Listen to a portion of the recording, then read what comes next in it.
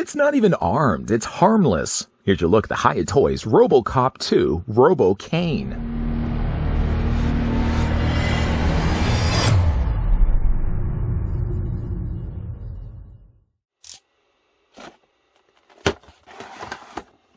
Exquisite Mini is a new standard setting series for 1/18th scale, featuring super articulation action figures under Hiya Toys. First, here's hoping everyone's going to behave themselves over the course of this review. Cain, I'm looking in your direction. Second of all, I'd like to thank the folks over at Hiya Toys. They did actually make this review possible by sending over the Cain that we could have a look at in this video. Third of all, let's go ahead and grab the tape measure just to see how tall the figure stands. Now, I've seen many images online. I'm just going to move the tape measure out of the way for a second. Saw many images online before actually getting this one in hand where the legs were a little more crouched. And I think a lot of speculation was that the figures were going to have a little bit more of a crouched permanent pose in his legs. Not the case. You can actually bend the knees. I'll show you guys that more in a second. So as it goes with its full straight legs, now let's go ahead and figure out just how tall the figure stands. So Cain is just about 5¼ inches in height. I'm not technically counting these arms, as these arms can be moved. So I'm only going to be basing it just from the top of his head. And that works out to be a figure that's going to be roughly 13 centimeters in height. What kind of reviewer would I be if I didn't bring in other RoboCop Hiya Toy figures for comparisons? Somebody in the background is yelling, "A lousy reviewer?" Well, I mean, you don't have to be so harsh about it, but yeah, I think lousy is a good way to describe it. Well, let's not be a lousy reviewer. Let's bring in, I'm sure, the comparison you guys would want to see the most. This is what Cain looks like next to a RoboCop figure. Now, what we have to work with for scale, at least, is when we see at the end of the movie when RoboCop is climbing onto the back of the torso of Cain to yank the brain out of the back of his body. Based on that and how it scales to the torso of Cain, I think they're of the right size. Another figure, though I don't think they share any screen time together in RoboCop 2, here's what Cain looks like next to a battle-damaged Ed 209. Now, even though they don't share screen time, what again we have to work with is the consistent size of RoboCop. So what RoboCop looks like next to Cain is right, and what he looks like next to Ed 209 is right, then I think it would be safe to say equals that Ed 209 would be of the proper scale and size to the RoboCop Cain that we're about to have a look at. Speaking of looking at, I'm sure what you're not looking at right now is accessories that come included with Cain, as the figure doesn't come included with any. I don't think it was a case where the figure necessarily needed to come included with this display stand. Let that be something that gets packaged along with the 3 3/4 inch scale. Plus, Cain is fine to stand on his own. What I think, though, the figure could have come included with, though, is a canister either of Nuke or the remote that he grabs to arm himself again when he's inside the conference hall. Two things I think that Hiya Toys should have come included or packaged along with the figure. Now, I still think down the road, being the fact that they have already now constructed a Cain, any company is going to want to get as most mileage out of their mold as they can. I'm sure at some point they're going to re-release this Cain with a couple of tweaks that we're going to talk about in a moment. And maybe that would be the opportunity that the company could see to include at the very least, the canister of Nuke. Picking the figure up right now. The tweak, by the way, I think I could see them releasing down the road is a Cain that actually does have the little monitor screen. It would be impossible to have that as be something that you could open up, for example, the front of its head and have the screen sliding out. Because first of all, the screen would have to slide out, swing forward. I think even in the movie, it's bigger than the actual head that's contained inside. So it would just be impossible to pull that off on a figure unless it had swappable heads. And why not just re-release this figure in its entirety, head to toe, with that screen just fully intact already? That's why I think that they're going to re-release this figure at some point. The other thing, like I said, is he doesn't come included with a little canister of Nuke. I mean, that would have been an opportunity that you could have had it inside his one claw here. Or something else that isn't opening on this figure is the little front chamber that stores inside when he's ready to feed himself the Nuke. He puts it on the little conveyor track, the little pincer claws that are hungry for a little bit of Nuke. Again, that could be something that they could release down the road. Without having those two features included, it's still an incredible looking figure. Now, when I got this out of the packaging, I'm just going to kind of put him back into the way he looked. Because again, I've seen images online of Cain here. I'm just going to bring his claws in. That's kind of what it looked like when I've seen images online of Cain. And I just assumed that this whole bottom section was pre-posed and he was going to be in a crouch position. And maybe many of you thought the same thing. Not the case. When you take him out of his tray, what you have to do is straighten out his legs. And there's pins on all of these. So there's a pin at the top. There's a pin in his knees. You can straighten out his knees. So right away, it's making him a lot taller than maybe some of those pictures we first saw. The last thing you want to do too is a little pin that runs through to connect the front toes to the back of the feet. And again, you can bring those forward as well. Between all that, you increase the length of the figure by what? A third of an inch? I would say a third of an inch, give or take. But it definitely does make him proportioned a little bit better. It'd be really surprised. Actually, you will be surprised when we have a look at all the posability on this guy. Not only is he a super detailed representation of the Robocop 2, but he's also super posable as well. Some of the features that we can also talk about, like in the movie, he's not symmetrical. So obviously the one side does have the battering ram. The other side has the pincer claw. The neat thing about the battering ram, though, is like in the film, there's a track that runs on 2 poles, so you can actually extend out the battering ram. A nice little touch that I also saw that Hiya did was they actually have the hand as something that can open up or remove or come out, I should say, from the battering ram. So you can also do that as well.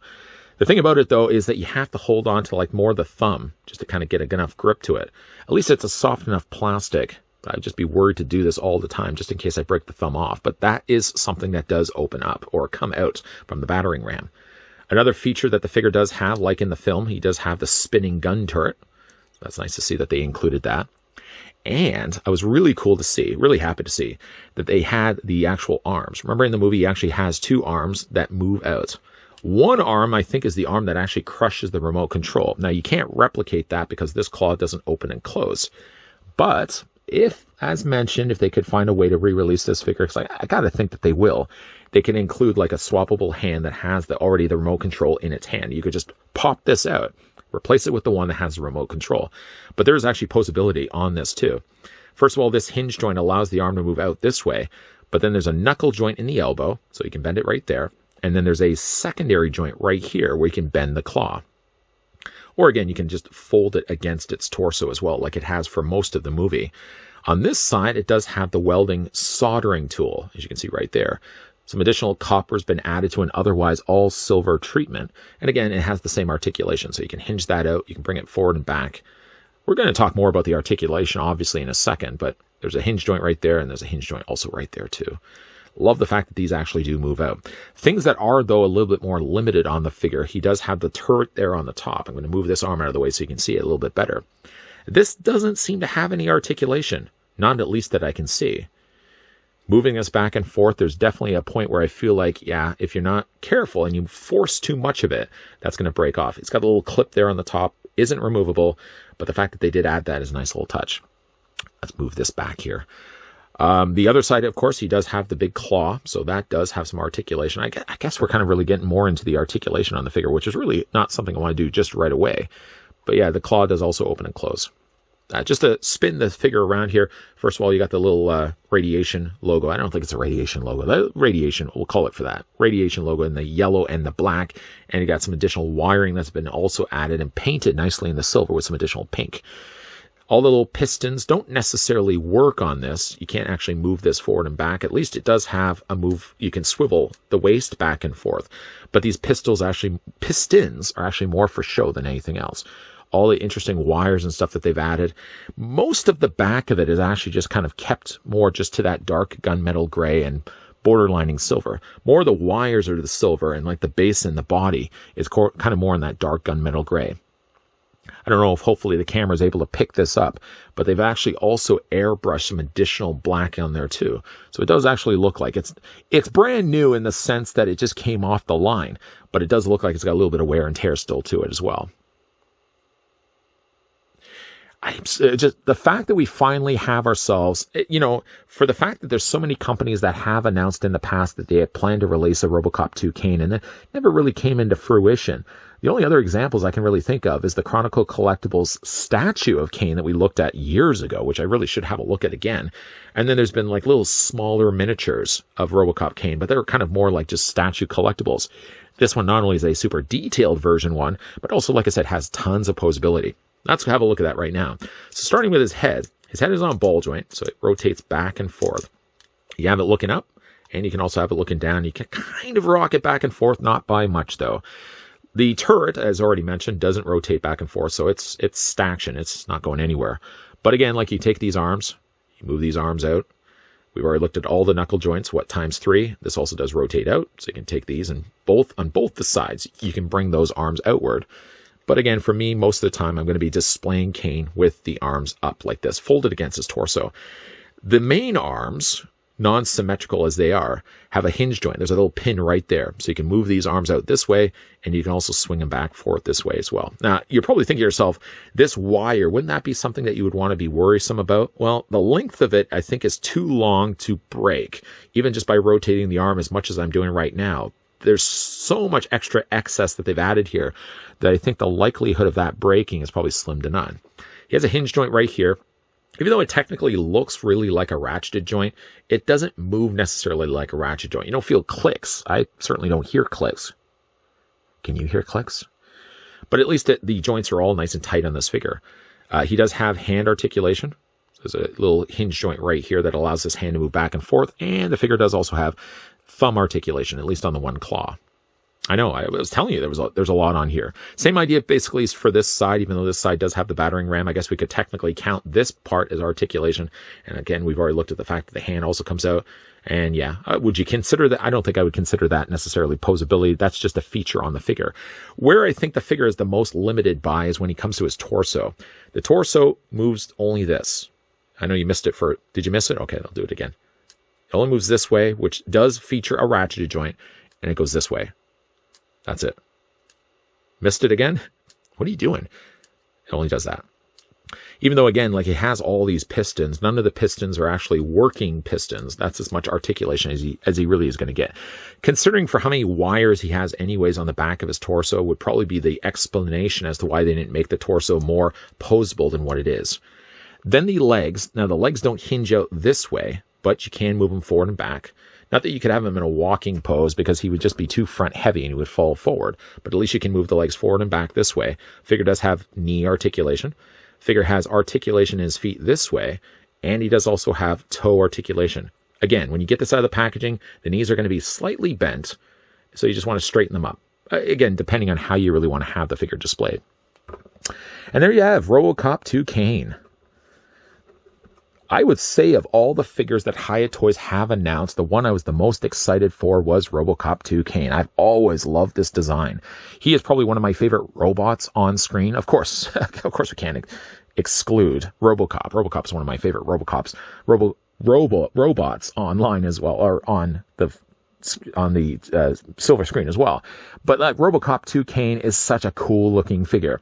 Got to think that there's going to be more mileage made here. The fact that they've made a mold as good as they have, you got to think that they're going to want to reuse this in the same way, in the same vein as what they've done with the Ed 209. We technically have gotten two Robocop Ed 209s, and we've gotten, 3 Queens. So again, Hiya is all big for the idea of getting as much out of their mold as they possibly can, and I think there's an opportunity definitely made down the road to not re-release this guy at some point. And not just have like the screen, the little Cain screen sticking forward. Because you wouldn't be able to pull that off on this figure where actually the front of its head would be able to open up, and it's not practical. It would never work. But if they were to be able to re-release this figure with a different screen, I would buy it right away. I mean, just again, the fact that we get a smaller scale Robocop Cain that, first of all, can sit on the shelf and isn't going to take up this space that Cain statues have had, for me at least, and the figure is as posable as he is. It's one of the best, though we have a limited list to go by. It is certainly one of the best, if not the best, Robocop Cain that we've ever gotten from a company. I know, again, like the list is pretty small, but I'm really, really happy with Hiya Toys, what Hiya Toys have done here with their release of Robocop 2. Here in the final looks of Robocop 2 Cain, as you can see, like in the end of the movie, I've got displayed with Robocop on the back of his body. Now, this probably would have been more effectively done had I used the battle-damaged Robocop that also Hiya Toys had released. Not only would Robocop look more banged up, suitable for this scene, but he also would have come included with the brain of Cain. The brain of Cain, which you can also display in Robocop's hand. Something I might consider doing, although the more I look at this, maybe Cain is a tad bit too small, but not by much. Not certainly a deal breaker at all, considering we have as much posability as we get for this figure, and considering that really Hiya Toys have stepped up when it comes to releasing this version of Cain. How many other companies? I can think of two that announced that they had planned to release a Cain and it never came to fruition. Hiya Toys not only did deliver it, but delivered a really cool looking version of Cain. Super posable too. Like everything about him that is posable in the movie is pretty much posable here also in the figure. The only thing he doesn't have and doesn't possess is the moving pistons that kind of bring his torso up a little bit higher. Maybe if they had actually found the way to do that, it would have made the figure also just a little bit higher, but that would have also complicated the matters a lot more and also made the figure a lot more expensive as well. As I was certainly tongue-tied near the end of this video, I don't know what was going on with that. One thing I certainly hope that Hiya Toys does consider doing is re-releasing this figure, as with already mentioned, that monitor screen of Cain sticking out. That would be able to see more of a digitized version of Cain, and an opportunity as well for them to also include both the remote control and the canister of nuke, two things that unfortunately are excluded with this release, but considering how good Cain turned out, I'm not really disappointed that he didn't come included with accessories. The star of the show is Cain, not the accessories that he did or did not come included with. A big thank you once again to the folks over at Hiya Toys that did provide this sample of the brand new RoboCop 2 Cain that we could have a look at in this video. For your video question for today, what's your favorite movie robot? It doesn't have to be necessarily RoboCop. Don't feel like just because we're looking at RoboCop, feel the pressure it has to be RoboCop related. It doesn't have to be at all. What's your favorite movie robot? Let me know down below in the comments section. And if you enjoyed this video, why not hit it with a like? And if you're loving the content and certainly want to stick around for more, well then just hit the subscribe button down below and turn on the bell notification so that you're always aware of when new videos are popping up. Speaking of also popping up, a shameless plug to this channel. At the very end of this video will be popping up a playlist of all the other Hiya Toys stuff that I've been looking at over the years, with many more to follow. As always, guys, thanks for watching. See you guys next time.